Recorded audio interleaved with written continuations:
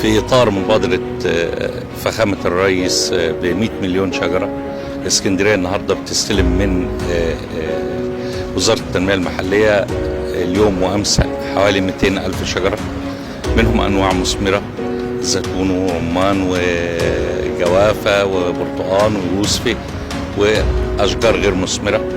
ال 200 ألف شجرة دول هنوزعهم على 10 أحياء هيستلموها مسؤولين عنها.